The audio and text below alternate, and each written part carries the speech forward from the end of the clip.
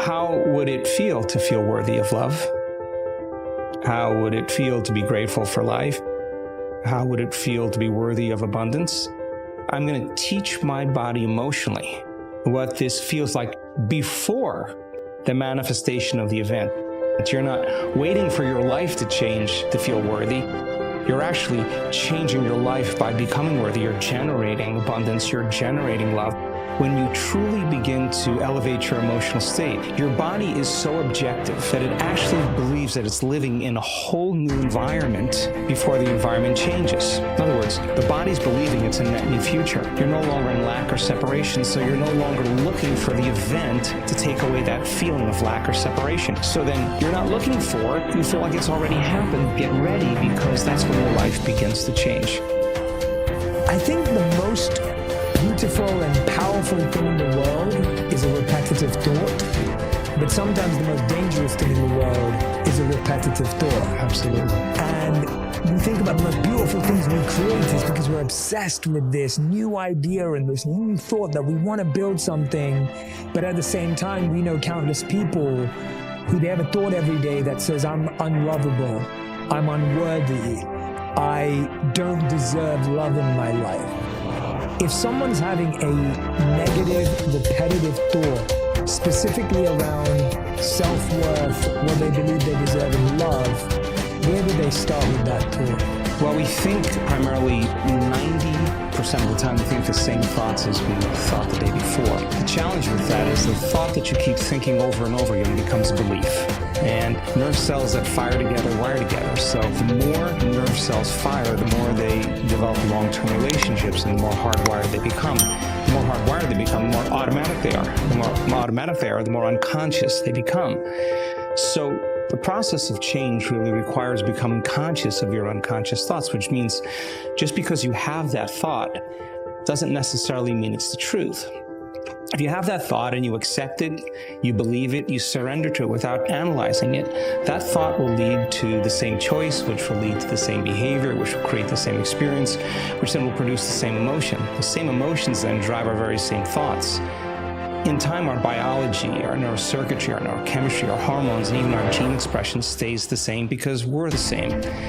So in the process of change, when you come up against that unconscious belief and you make it conscious, most people get uncomfortable when they confront that thought. And they're stopping an automatic process. And the body, which has been conditioned to be the mind because it's doing something over and over again, that's a habit, is craving the experience because it wants the emotion associated with it, right? So the thought of being unworthy produces the feeling of being unworthy. That feeling then, when the person feels unworthy, tends to cause the person to think more unworthy thoughts.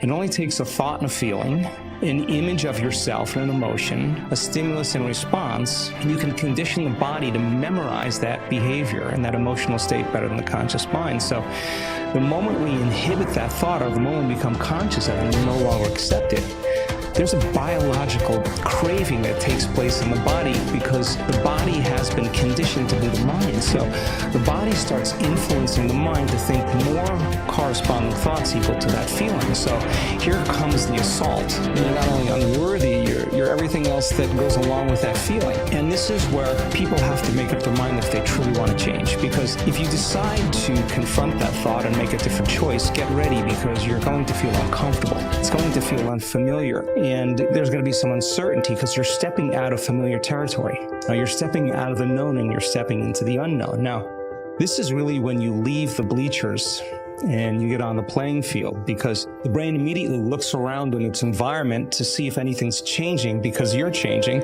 and you see that nothing in your world is changing because you actually haven't fully changed yet. So the moment we look for evidence in our life and we don't see it, sooner or later, most people accept that thought, which leads to the same choice, which creates the same behavior, which creates the same experience, that produces the same feeling. Then they say, oh, this feels right to me. No, that feels familiar, because you've just returned back to the known self.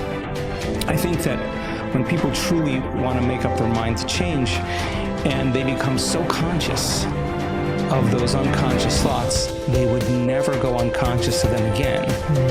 That's the moment the body is being reconditioned to your mind. If you inhibit that choice, that leads to that habit or that behavior. The habit is when you've done something so many times, the body knows how to do it better than the brain. Now you're stopping the body from being on its automation, on autopilot. And if the body's craving the feeling of unworthiness and you're stopping the body from feeling that way, and you're aware in your life how you speak, you're aware in your life how you're feeling, and you're checking in, you're saying, do I really want to feel this way? This is that river of change where you're going from the old self to the new self. So it makes sense then. If those principles in biology work in that way, they could actually work in our favor. So if you said, okay, I'm going to sit down for a few minutes, I'm going to become so conscious of my unconscious self, my unconscious personality, that the victory today would not be going unconscious to those thoughts, behaviors, and emotions. Okay, let me get so familiar with them that I don't go unconscious. Okay, I got that down. What thoughts do I want to fire and wire in my brain? And if a belief is a thought that you keep thinking over and over again, with intention and with attention, you'll switch on that prefrontal cortex and assign meaning to the act and start installing new circuits in your brain. If you keep doing it over and over again, it becomes more hardwired, it becomes more automatic, and now you're installing a new belief that you are worthy of love, you are worthy of abundance, you are worthy to heal, whatever that is. That's the thought you do want to believe in. And when it matters the most is when it's the hardest. Because if you don't have the circuitry in place, you'll default back to the old programs, right? So then if you said, how am I going to be in my Zoom calls today?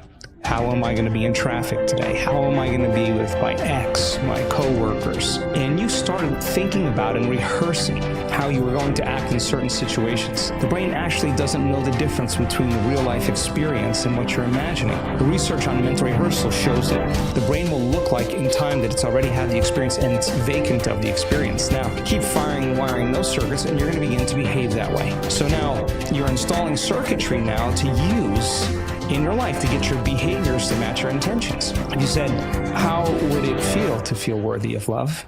How would it feel to be grateful for life? How would it feel to be worthy of abundance? And you said, I'm going to teach my body emotionally what this feels like before the manifestation of the event. You're not waiting for your life to change to feel worthy. You're actually changing your life by becoming worthy. You're generating abundance. You're generating love. You're creating an elevated emotion. Now, our data is so compelling because when you truly begin to elevate your emotional state, you could really lock in, to those elevated emotions.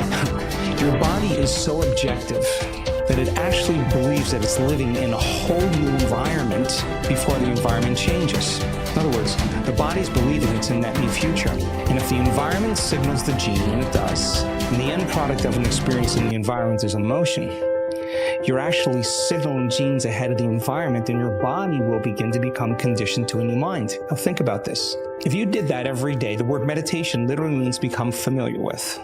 You become familiar with your old self. You become familiar with your new self. And you say, I'm not getting up until I feel this feeling.